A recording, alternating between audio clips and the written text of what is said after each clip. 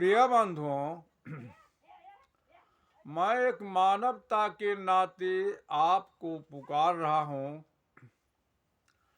मैं कह रहा हूँ कि हम किसी भी मत, पंथ, जाति, धर्म, संप्रदाय के लोग हो, हम सब एक साथ जीवन जागृति संत कबीर सद्ज्ञान गोष्ठी केंद्र में आवें।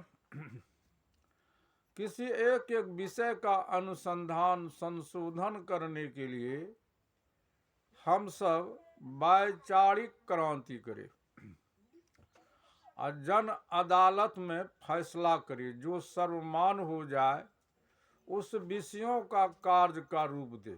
तब हमारा समाज में शांति की स्थापना होगी। दूसरा कोई विकल्प नहीं है। आइए हम सब अनुसंधान करें। वैसे कुछ बड़े बड़े वक्ता लोग कहते हैं कि ईश्वर है ही नहीं, कुछ कहता आत्मा है ही नहीं, परमात्मा है ही नहीं। है तो हमारे सामने में प्रगट क्यों नहीं होता है? तो झगड़ा तो यहीं से है, द्वंद यहीं से मचा हुआ है। तो मैं जो कुछ देख रहा हूँ, अपना विचार व्यक्त कर रहा हूँ। जो सही होगा उनको आप अनुसरण करेंगे, मानेंगे। जो गलत होगा उनको काहे मानिएगा। तो मैं जो देख रहा हूँ, ईश्वर को जो नहीं मानता है वो नास्तिक है, और मान लिया जाना नहीं वो भी नास्तिक है। ईश्वर को जो अपने से परे मानता वह भी घोर नास्तिक है। ईश्वर को जो अपने में अनुभव कर लेता है वही आस्तिक। तो वह है क्या? ईश्वर है क्या? तो ईश्वर प्राकृतिक के आकर्षण शक्ति सांस है, और उन्हीं सांस का सत्ताई प्राणियों के अंदर में सूर्यमणि के समान ज्योति जल रहा है, जो सबको देख रहा है। सब कोई उनको नहीं देखता, बिरला ही कोई उनको देखता। तो वो है, तब हम संसार को देख रहे हैं। वह है मेरे अंग में, तब यह शरीर का निर्माण होता है। तो उन्हीं सर्वेश्वर ईश्वर सांस का सत्ता ही चेतन, जिसको हम लोग आत्मा भी कहते। जैसे प्राचीन अग्नि जो था वह गौण था लकड़ी में। हमारा पूर्वज प्राणियों की तरह उस समय में जानवरों की तरह कंचा मांस खाते थे। और घना जंगल में जब लकड़ी सूख गई, आंधी तोड़ तूफान आया, एक लकड़ी दूसरे से टकराया, चिंगारी निकला, जंगल जल के भस्म हो गया। हम लोगों का पूर्वज भागा, फिर पुनः जब मुड़ करके आया तो देखा उसमें बहुत सारे जीव जंतु झुलसा हुआ। उनको खाया तो स्वादिष्ट लगा, तो अग्नि को हमारे पूर्वज ढक करके, यह तो हाल तक की बात है, रखते थे। 2-4 घर जहाँ था बुझ जाने के बाद बहन दूसरे घर टोला भी जाना पड़ता था। तो वह अग्नि काठ का अग्नि है, और काठ का में से जो घर्षण से जो प्रज्वलित हुआ अग्नि हो गया। तो काठ का अग्नि काठ में है, काठ को जला नहीं सकता। और काठ का अग्नि जब घर्षण से प्रकट हो गया तो काठ के अग्नि काठ को जलाता है। क्या अग्नि नहीं है? लेकिन काठ काठ को नहीं जला सकता है, यानी लकड़ी लकड़ी को नहीं जला सकता। लकड़ी का ही शक्ति जो वह गौण शक्ति है, अग्नि जो गुप्त हुआ, घर्षण में प्रकट हुआ, वो लकड़ी को जला देता। उसी प्रकार सर्वेश्वर सांस का ही यह सत्ता चेतन है। जैसे हम लोग सलाई से निकाल करके काठी और ऊपर वाले परत पर घसते हैं तो चिंगारी निकलता। चिराग से संधि कर देते हैं तो चिराग प्रज्वलित होने लगता। वैसे कुछ लोग उसको प्रकाश कहता है, लेकिन उनका नाम प्रज्वलित अग्नि है, दीप शिखा लौ। प्रकाश शीशा फोड़ के निकलता है, जैसे फूल का पराग फूल को छोड़ के निकलता है। ता अब जो है वह तेल जलाएगा लौ को कि लौ जलाएगा तेल को, आप जन अदालत में फैसला है। हाँ, तेल है तब लौ हो रहा है, बगैर तेल का लौ नहीं होगा। लेकिन अब लौ जलाता है तेल को, तेल भी नहीं जलता, धुआं में परिवर्तन हो रहा, तेल है तब वह लौ हो रहा है। उसी प्रकार तो लौ को तो हम लौ कहेंगे और तेल को तेल कहेंगे। उसी प्रकार सर्वेश्वर सांस का सत्ता, यह चेतन जिसको हम आत्मा कहते हैं। अब कुछ लोग ऐसे हैं कि आत्मा को मानता ही नहीं है।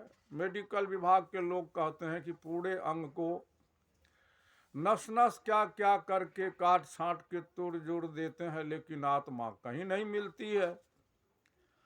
तो हम एक मशीन की पार्ट पुर्जा को खोल के अलग अलग कर दे तो मशीन संचालित हो ही नहीं सकता। और संपूर्ण पार्ट पुर्जा को जब संचालित करते हैं, तेल डालते हैं, हैंडल मारते हैं, वो कंप्रेसर बनने लगता है, मशीन चलने लगती है। तो क्या मशीन नहीं है? ठीक उसी प्रकार, लेकिन बगैर तेल का वह भी मशीन नहीं चल सकती। मशीन है, तेल रहते हुए मशीन है, उसमें ऑक्सीजन नहीं काम करेगा तो मशीन भी नहीं चलेगा। उसी प्रकार प्राणियों के अंदर में यह चेतन आत्मा और प्रत्यक्ष है। प्रत्यक्ष का प्रमाण नहीं होगा, मूल का मूल नहीं होगा। आत्मा हमसे अलग नहीं है, जैसे काठ से अग्नि अलग नहीं मिल सकता, शब्द से अलग अर्थ नहीं हो सकता, दूध से अलग घी नहीं मिल सकता, तिल से अलग तेल नहीं मिल सकता। उसी प्रकार हमारे और आपके अंदर में ये आत्मा है, प्रत्यक्ष है, तब हम आत्मा आत्मा से संबोधित करते हैं। आत्मा है तब हम आपसे बात कर रहे हैं, और जो कुछ मैं बोल रहा हूं ध्वनि विस्तार यंत्र के द्वारा आपके सर्वन तक पहुंच रहा है। आपके भी अंदर में आत्मा है, तब यह शब्द आप सुन रहे हैं। वह आत्मा नहीं रहे तो आप का शरीर मृतक हो जाएगा, शरीर नहीं सुनेगा। तो यही चेतन आत्मा जितने भी देहधारी हुए, बुद्ध, जैन, ईसा, मूसा, हजरत, राम, कृष्ण, व्यास, वशिष्ठ, जितने भी देहधारी हुए, संत तुलसी, कबीर, हम आप सबके अंदर में यही चेतन आत्मा था, जिनका न रूप था, न रेखा था, न आकार था, वह सबको देख रहा था। तो यही चेतन आत्मा जो है ना, शिक्षा जब नहीं था तो हमारा पूर्वज प्राणियों की तरह बात करते थे, जिसमें आवश्यकता विकास की जननी है। और शिक्षा जो है मनुष्य के हृदय में वह गुप्त है, एक धन है, जो धन न चोर ले सकता है, न बांट सकता है, न बेईमानी कर सकता है। इस धन को हम कितनों बांटेंगे, दिन पर दिन कल कुआं की पानी की तरह बढ़ेगा, घटेगा नहीं। तो शिक्षा जो है वह एक गुप्त धन है। तो प्राचीन हमारा पूर्वज प्राणियों की तरह बात करते थे, जिसमें आवश्यकता विकास की जननी है। यही चेतन आत्मा शिक्षा का रूप दिया, अंग्रेजी में 26, उर्दू में 37, हिंदी में 34, जिस पर समस्त वेद, पुराण, कुरान, बाइबिल लिखी गई है। यही चेतन आत्मा संख्या में छोटी 1 बड़ी 9 पूर्ण बिंदु 0 का रूप दिया, जिस पर पूरे वर्ल्ड का गणित आश्रित। यही चेतन आत्मा 6 चक्र का अनुभेदन किया है। यही चेतन आत्मा सूक्ष्म स्थूल कारण, महाकारण, केवल का जनैया है। यही चेतन आत्मा संपूर्ण संविधान को लिखने वाला है।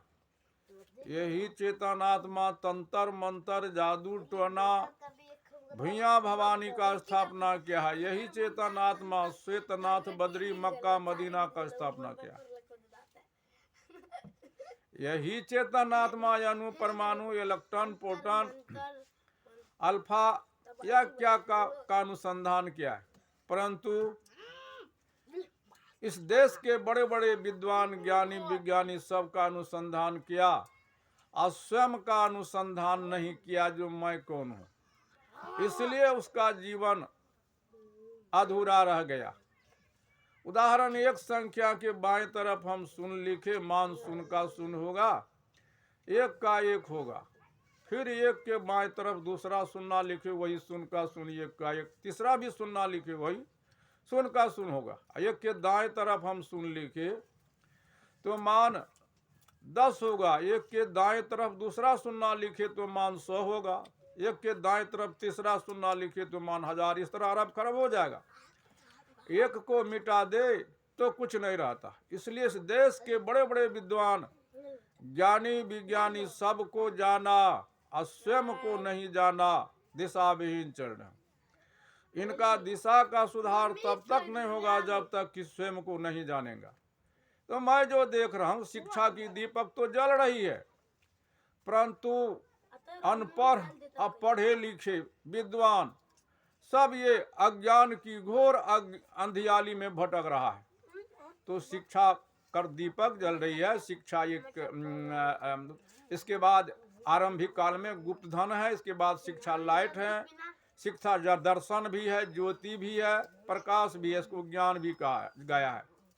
तो शिक्षा की दीपक तो जल रही है, परंतु कार्बन ढका हुआ, जैसे लालटेन चिमनी चिराग हम जला देते हैं, जब लालटेन पर कार्बन ढका हुआ रहता है तो बाहर वस्तु दिखाई नहीं पड़ता है। इसलिए आज इस देश की दशा है, शिक्षा जो है ना आज जर्जर पैनी छुरी कचरीला पशुवत हो गया। शिक्षा गुणात्मक में नहीं है और नैतिकता में नहीं है। नैतिक पतन के कारण ही रिश्वतखोर भ्रष्टाचार क्या क्या हो रहा है।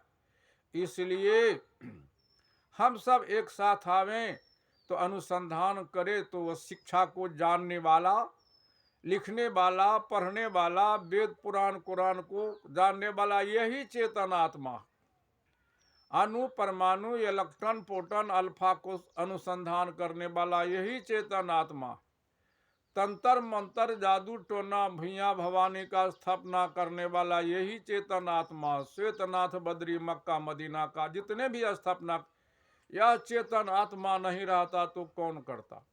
इसलिए आत्मज्ञान के बिना जनमानस दर दर के ठोकर खा रहा और भटक रहा। इसलिए आत्मा ही सर्वेश्वरः आत्मा ही अखिलेश्वरः आत्मा ही शरीर धारणम आत्मा ही प्रत्यक्ष घट घट में भासितम आत्मा ही सर्वोदेवो भवः। आत्मज्ञान के बिना नर कीट पतंग पशुआ भवा।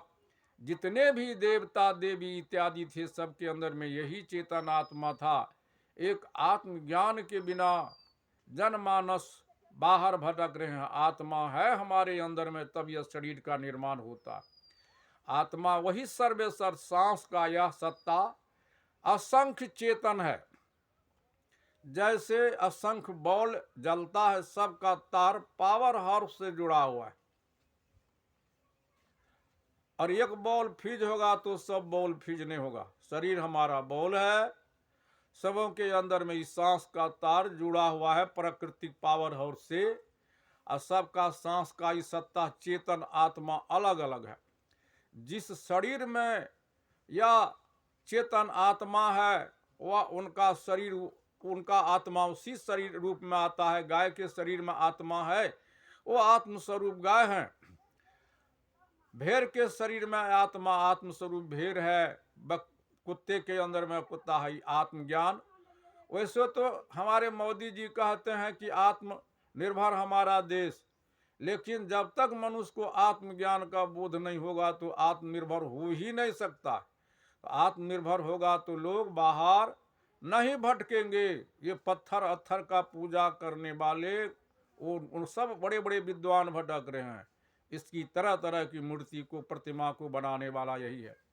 इसलिए हम सब एक विषय का अनुसंधान करने के लिए आवें, जो सही है उसका कार्य का रूप दे, जो गलत है तब हमारा कल्याण होगा। इसलिए आत्मा प्रत्यक्ष है, प्रत्यक्ष का प्रमाण नहीं होगा, मूल का मूल नहीं होगा।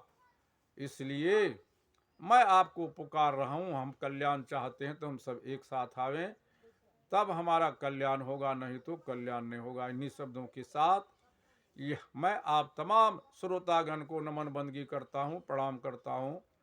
और मैं तो पहले माता ही पिता का प्राथमिकता देता हूँ। धरती के रूप में माता, आकाश के रूप में पिता है। धरती मेरी माता, पिता आसमान, जिनकर सृजल ये सारा जहान। हम सब एक ही माता पिता के संतान, जितने भी देहधारी पैदा लिए हैं, सब कोई अंत में इसी के गोद में सो गया है। इन्हीं शब्दों के साथ सबों को मैं नमन बंदगी करता हूँ।